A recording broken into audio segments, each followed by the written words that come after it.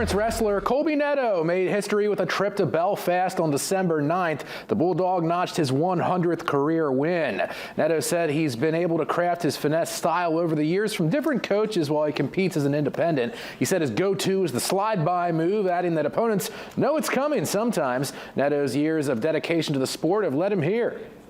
I've been wrestling since I was in second grade, so everything's been leading up to this, like all the youth tournaments and all the practices, like none of that matters like in youth. It all just is for high school. Like everything adds up to this.